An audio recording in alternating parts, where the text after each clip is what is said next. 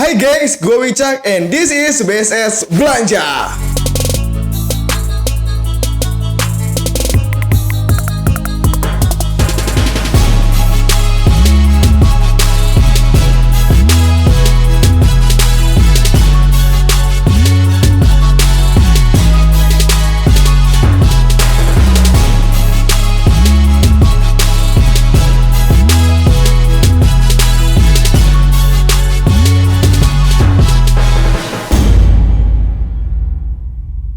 Yang pertama adalah kita bakal jalan-jalan ke Jalan Cigondewa. Jadi ceritanya secara singkat, pada tahun 80-an itu banyak sekali bermunculan pedagang-pedagang atau usaha-usaha yang berhubungan dengan tekstil di Kota Bandung. Salah satunya di Jalan Suci dan salah satunya ada juga di Jalan Cigondewa. Ketika Jalan Suci menjadi sentra sablon, ketika orang mau cari sablon, baju atau apapun itu larinya ke Jalan Suci. Tapi ketika kalau orang mau cari kain, itu larinya ke Jalan Cigondewa. Inilah salah satu sentra kain pusat di Kota Bandung dan terbesar juga. Dan sudah sangat terkenal kalau misalnya kalian mau cari kain-kain buat bikin baju, kayak bikin baju batik, bikin gamis, bikin kerudung, apapun itu di Cigondewa itu benar-benar lengkap banget. Kita bisa lihat fotonya, ini salah satu contoh dari ruko-ruko yang ada di Jalan Cigondewa. Biasanya setiap toko itu menjual jenis-jenis kain tertentu. Jadi rata-rata ya spesialis di kain jenis ini, toko yang selanjutnya spesialis di kain selanjutnya.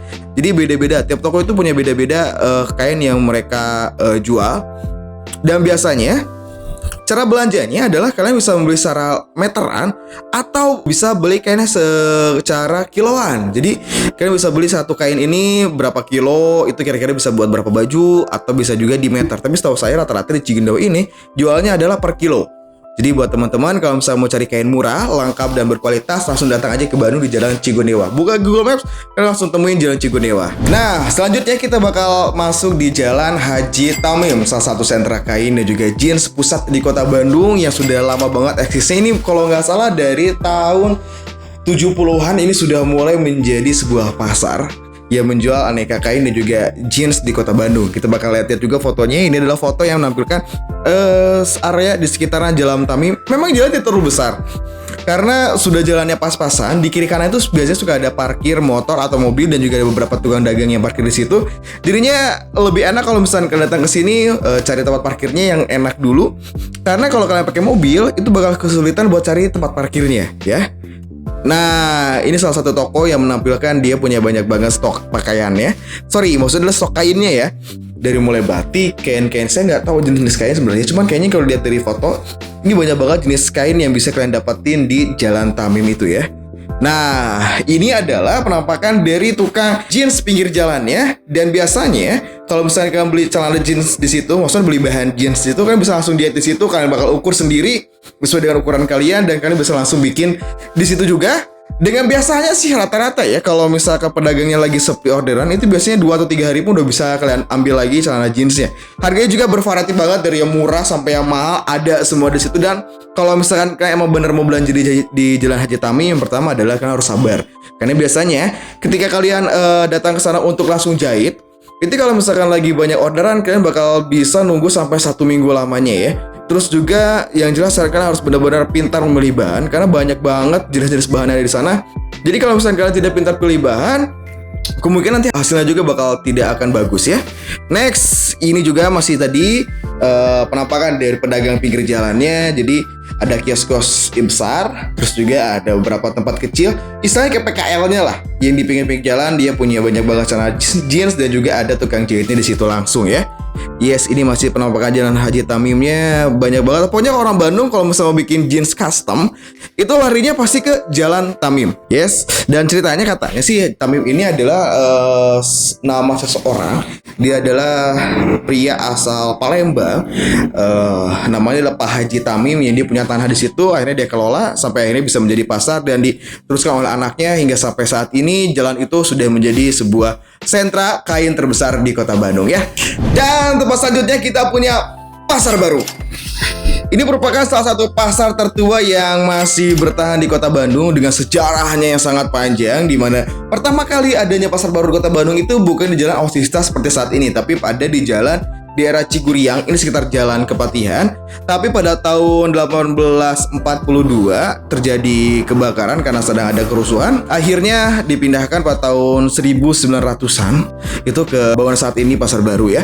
Dan dari bangunan itu pun sebenarnya masih dengan konsep yang sangat-sangat tradisional, pasar seperti biasanya. Dan baru pada sekitar tahun 2000-an lah ya. Sekitar tahun 2000-an baru pasar baru ini dirubah secara total menjadi bangunan mega seperti saat ini. Jadi kalau misalkan kalian datang ke kota Bandung, terus kalian ke pasar baru, jangan kaget kalau misalkan kalian lihat banyak banget wisatawan dari luar negeri datang. Belanjanya di mana? Di pasar baru ya. Ini salah satu contohnya. Ini adalah pedagang yang menjual makanan-makanan khas kota Bandung. Tapi juga kita lihat juga ada beberapa jenis kurma. Karena emang ada beberapa pedagang yang berasal dari negeri Arab yang berjualan di pasar baru juga.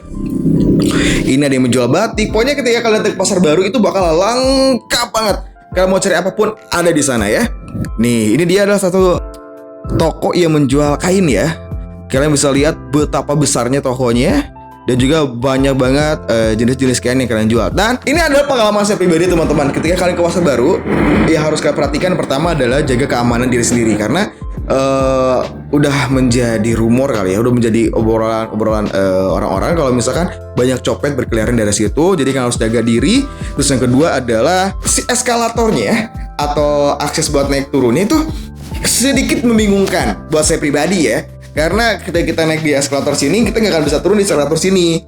Jadi kalian benar-benar harus tahu jalur dan harus sering tanya-tanya ke security gimana caranya kalian bisa balik lagi ke titik awal atau mau keluar dari si pasar barunya. Yang jelas kalau misalkan kalian datang ke sini harus pintar nawar dan juga jangan capek untuk keliling-keliling mencari barang atau produk yang terbaik dengan harga yang lebih murah ya. Next adalah sebuah toko jamu yang sudah berusia 200 tahun di kota Bandung. Ini toko yang benar-benar kayaknya toko ini tuh bener-bener tahu banget Bandung seperti apa karena sudah berdiri selama 200 tahun. Yes, ini adalah toko jamu Babah Kuya.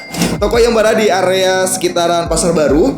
Jadi tadi kita sudah cerita tentang Tamim, Pasar Baru, dan Babah Kuya ini adalah salah satu toko legend juga di kota Bandung. Jadi kalau misalkan kalian datang ke Pasar Baru dari Jalan Otista, setelah Pasar Baru kan belok kanan, itu kan lurus. Kalau misalnya di sebelah kiri ada Jalan Tamim, nah kalian maju sedikit paling ujung itu ada toko jamu Babah Kuya tepat di sebelah kiri dengan pintunya warna hijau. Saat ini sudah berdiri sama 200 tahun dan ini adalah generasi keempat dari Babah Kuya. Babah Kuya ini menjual segala macam jenis herbal, tentunya berasal dari Indonesia. Bahkan katanya beberapa jamunya ini didatangkan dari India, dari Hong Kong kalau nggak salah ya. Dan dari beberapa negara yang mereka ambil jamunya buat dibikin di Babah Kuya ini. Mungkin teman-teman banyak bertanya kenapa namanya harus Babah Kuya. Jadi ternyata Kuya ini artinya adalah kura-kura dalam bahasa Sunda. Ia memiliki filosofi artinya penuh dengan kesabaran. Jadi kura-kura ini makhluk yang penuh dengan kesabaran. Makanya kenapa mereka menamai tokonya dengan nama Babah Kuya. Kalian bisa bayangin gak sih selama 200 tahun sampai saat ini Babah Kuya masih bertahan? Otomatis kualitas obat yang dia jual, kualitas jamu yang mereka jual itu tidak pernah main-main. Artinya mereka masih mempertahankan kualitas dari jamunya dari awal dibikin sampai hari ini. Mereka masih benar-benar mempertahankan kualitas jamunya. Biasanya dulu saya terakhir kali ke sana itu ketika saya mau beli jamu untuk mertua saya. Jadi biasanya cara kalian buat belanja itu kan tinggal datang aja. Nanti bakal ada penjaganya yang menanyakan butuh obat buat apa. Jadi kalau misalkan kalian butuh obat buat penyakit A, mereka bakal langsung bikinkan. Buat penyakit B, penyakit C, kayaknya bakal lengkap banget obat-obat buat hampir segala jenis penyakit ada di Babah Kuya ini. Dan ini mereka selalu menekankan katanya Babah Kuya ini tidak buka cabang dimanapun dan mereka tidak buka praktek pengobatan apapun selain yang ada di jalan belakang Pasar Baru ini. Yuk kita bakal langsung lihat aja foto-foto dari Babah Kuya ini. Yang pertama ini adalah tampilan di dalamnya. Kalian bisa lihat ada banyak banget baki-baki, wadah-wadah yang menyimpan. Saya nggak tahu ini jenisnya apa, namanya apa. Jadi mungkin semuanya adalah bahan baku pembuatan jamunya ya. Next juga nih, banyak banget lah. Pokoknya banyak banget. Mungkin ada ratusan bahkan ribuan jenis tanaman yang ada di Babah Kuya ini ya. Ini dia masih sama. Ini dia penampakan di dalam tongnya. Ada kayu-kayu. Kok kayu sih? Kayaknya akar mungkin ya. Akar, ada daun-daunan juga. Dan ini adalah generasi keempatnya, yaitu Shi Tioliong alias Iwan Setiadi bersama istrinya Meme Maria Heriati. Ini adalah generasi keempat dari Babah Kuya. Selanjutnya kita bakal bahas mall. Setelah tadi kita bahas pasar, sekarang kita punya satu mall di kota Bandung yang benar-benar legend banget. Kayaknya hampir semua anak muda di kota Bandung atau mungkin yang sekarang sudah berumah tangga, sudah punya anak, kayaknya dulu sering atau mungkin pernah ngalamin nongkrong-nongkrong cantik di area mall ini. Yes, ini adalah Bandung Indah Plaza. BIP merupakan sebuah ikon belanja di Kota Bandung. BIP adalah singkatan dari Bandung Indah Plaza, di mana sebenarnya ada BIP dan juga ada IP. Jadi orang-orang suka ketukeran antara BIP dan juga IP. Posisinya kira-kira di mana nih, BIP yang mana, IP yang mana? Tapi untuk yang satu ini adalah BIP alias Bandung Indah Plaza. Ini adalah mall yang tertua di Kota Bandung, mulai dibangun pada tahun 80-an dan mulai diresmikan pada tanggal 19 Agustus tahun 1990. Jadi kurang lebih sampai hari ini mall ini sudah berdiri selama 31 tahun. Gila, keren banget. Dulu saya dengan orang tua saya sering banget kesini. Sebenarnya kebiasaan kita adalah kalau misalkan ke mall itu selain kita belanja adalah kita pengen nongkrong, pengen main, dan juga yang dicari adalah terakhirnya adalah makan-makannya itu ya. Kita lanjut lagi lihat fotonya. Ini adalah penampakan di dalamnya. Biasanya ini adalah di area lobby depan ya. Sering banget ada pameran-pameran baju di depannya, ada diskon-diskonnya. Pokoknya banyak banget barang-barang yang bisa kalian dapetin di Bandung Indah Plaza ini ya. Ini adalah area dalam dari Bandung Indah Plaza. Yes, seperti ini tampilannya. Salah satu ciri khasnya adalah bangunannya yang memang sudah tua. Walaupun sebenarnya sampai saat ini BIP sering mengalami perubahan, cuman tetap rasa-rasa dari si tuanya itu masih selalu ada. Dan biasanya orang-orang ke BIP itu selain ke mallnya, itu saya punya satu tempat bakso yang enak di belakang BIP. Kayaknya teman-teman juga sering ke sana. Ini adalah bagian area luarnya yang biasanya untuk saat ini mungkin masih belum ada event ya, tapi sebelum ada pandemi ini biasa dijadikan sebagai pameran dari makanan-makanan ataupun otomotif.